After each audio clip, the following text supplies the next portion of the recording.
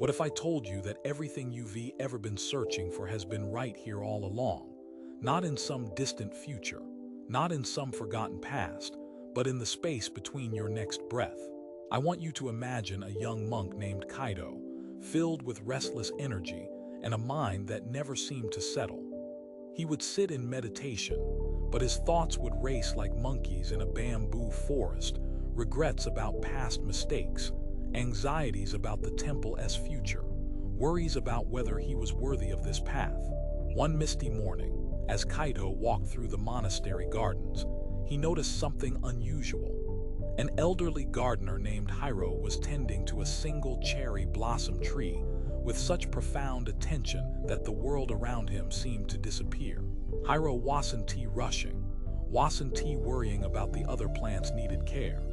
He was simply there with his hands in the soil, his breath synchronized with his movements, his eyes seeing every detail of that one tree as if it were the most important thing in existence. "Good morning," Hiro said without looking up, his voice as calm, still water. "I see you carry the weight of many seasons on your shoulders." Kaido was taken aback. "How did you know?" "I haven't said anything."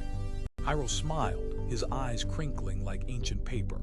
"The mind that carries yesterday's rain cannot feel today's sunlight. The hands that clutch tomorrow's storm cannot tend to today's soil." For weeks, Kaido observed Hiro. He noticed that Hiro never spoke of the past or the future when working in the garden. He didn't worry about whether the blossoms would come next year or regret that some had fallen last season. He simply was in the moment, with the tree, with the soil, with his breath.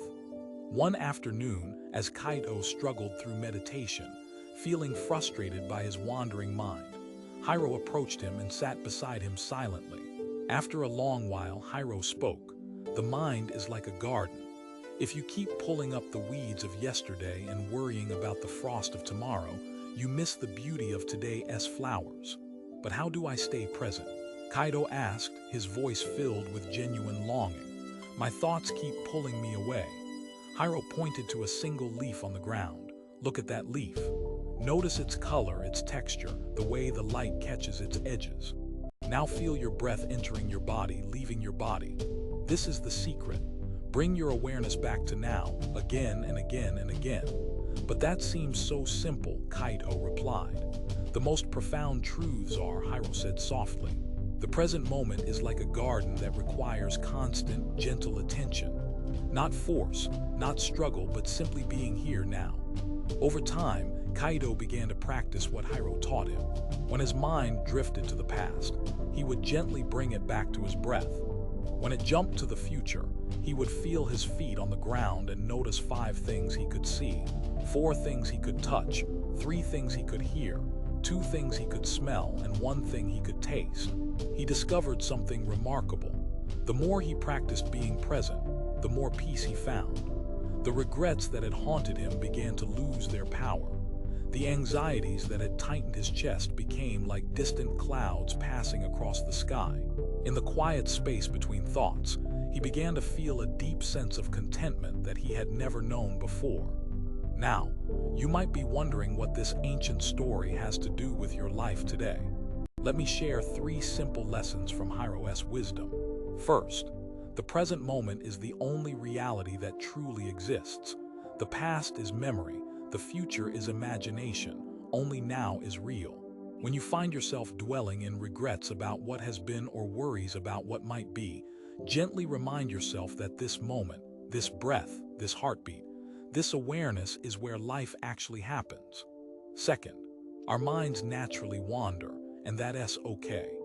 The goal isn't to stop thinking entirely, but to notice when we've wandered and gently bring ourselves back to the present.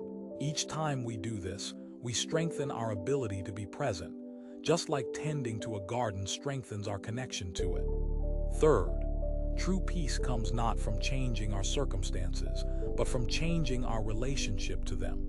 Hiro didn't worry about the other plants in the garden because he understood that by giving his full attention to what was before him, he was cultivating peace in his own heart.